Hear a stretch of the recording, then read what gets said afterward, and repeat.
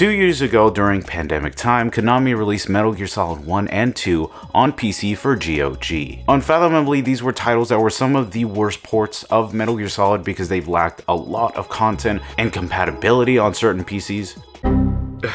Don't get me started on that. So let's turn one of the absolute worst ports of Metal Gear Solid 2 into one of the absolute best. Is there anyone here that can give me happiness?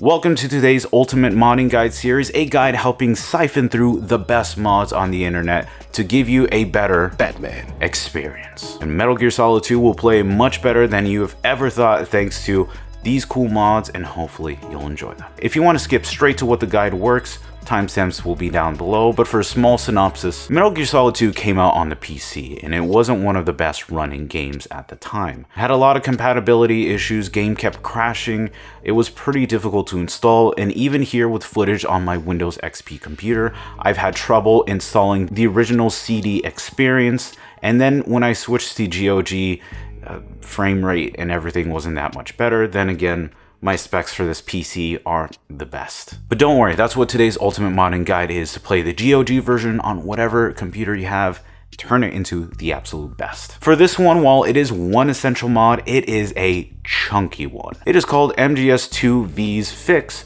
by VFans. And what this one does, it's quite incredible. It fixes all the incompatibility issues you placed on Windows XP. It adds graphical improvements such as ultra-wide and having more anti-aliasing and isotropic filtering, full controller support, as well as better quality sound. This is a one-stop shop to everything you need to get this game running. So let's deep dive into what this is. Like I was saying, this game has a ton of problems with Windows XP even right after the box. As you can see right here, the game does not launch correctly, and even when it does, it doesn't do that well. So first off, the GOG release in itself allows for easier compatibility. That way the game will actually launch and be able to be playable. So this entire mod uses a GUI, allowing you to navigate some of the settings and use different filters, or even change the resolution to whatever you need. And the widescreen resolution is what we're going to be looking at. Obviously, for purposes of the video, you can change this to 1080p, but you could also do 256 by 1080 for ultra-wide perspectives, or you could also go into 4K. Whatever you feel is best is the best way to go. The gameplay looks absolutely phenomenal, and it's nice to be able to see a little bit more than the 4:3 in the original version of the game. However, it might feel a little bit like cheating on that. Do expect by having ultra wide or wide perspectives, the codec will look off, considering that this codec was originally designed for 4:3 and now it's been stretched to 16:9 and now 21:9. You're not going to get the best experience on this. That is an unfortunate downside of this mod, and I do hope that there's some way to at least fix it, or maybe keep the original 4:3 codecs, but we'll see how that goes as time goes on. There are no graphical settings that were not in the original PC experience that you can enjoy right now. New shadows have been added, so when you're going through the plant or the tanker, you can see a nice amount of shadows that you weren't able to see before. The internal resolution of the game has been bumped up considerably, all the way up to 8K. While this is upscaling a 480i texture on early PS2 hardware, it's not going to look as good as it does when upscaled, but just know that it is a lot nicer, it is sharper, and it does look better in that regard. Would be nice to have some kind of, HD pack that brings up the quality of these textures while still being faithful, but I'm digressing at that point. Some PS2 special effects have been brought back, such as motion blur, which is very prominent in a lot of PlayStation 2 titles like Final Fantasy and of course Metal Gear Solid 2. And the overall picture is just considerably cleaner, and there isn't a murky look when you're looking at this. Controller support is the absolute best part and my absolute favorite. Depending on whatever controller you have, for example here I'm using an Xbox One S controller. I had no problem playing this game and I loved every moment of it, and it's mapped correctly to how it should.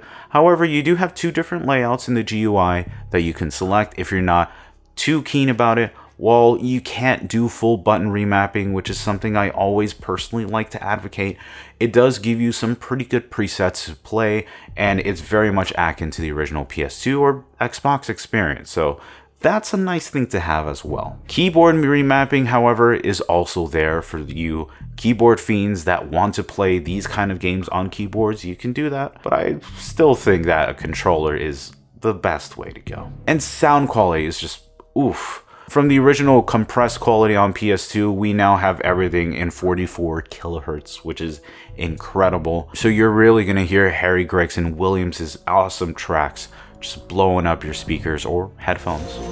The terrorists call themselves Sons of Liberty. Sons of Liberty? The name of their leader is Solid Snake. The hero of Shadow Moses? So that's why you changed my code name.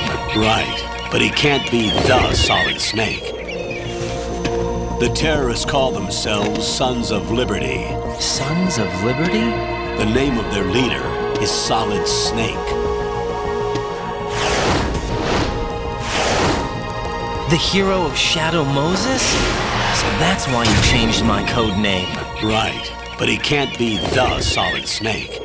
And with higher quality sound effects as well as 3D quality audio, you're going to be having probably one of the best experiences that I don't even think the HD collection on PS3 has, or maybe even the new one that's coming up. But there is one supplemental mod I'll add just for this purpose. Maybe you'll like it as well. It's called the Metal Gear Solid 2, the Substance of Subsistence S.O.S. mod. This one adds a lot of what Metal Gear Solid Subsistence add, and it adds a third-person camera that was used in that first game and onward throughout the entire series. Now, to be honest, I do consider this cheating just because you weren't supposed to play this game in that perspective. By seeing that, you're able to see the game a lot easier, but it is a new way to play the game if you played Metal Gear Solid 2 so much and want to have a different taste on that. Like I said, it is weird and it does play a little bit odd because obviously the game wasn't designed for that, but it's still cool regardless. And let's see how that goes through a full playthrough. I haven't went through it yet, but I'll give it a shot. There we go. Those are the mods, at least 2 mods for Metal Gear Solid 2. Like I said, I do not like the original PC experience. It's probably some of the worst that I've played, and it's just not fun, and having difficulty trying to play with a controller, it just wasn't the best experience. But this mod truly bumps it up to something that's special and surpasses the HD collection, I would argue, even on the PS2 and other variants. But what do you guys think? How are you going to be playing Metal Gear Solid 2? Do you prefer the original PC experience that you've played on Windows XP, but maybe the GOG modded version is that's calling you home? Let me know in the comments what you guys think, and we'll have a good discussion. Thank you guys for watching this ultimate modding guide. I hope it helps you play your Metal Gear Solid 2 experience, and another video of a port versus port is well on the way. I want to thank these guys right here for supporting the channel. Thank you so much. And also, if you want to see other videos I've done, they're right here for you. Thank you guys so much. I appreciate it. And I'll see you very soon.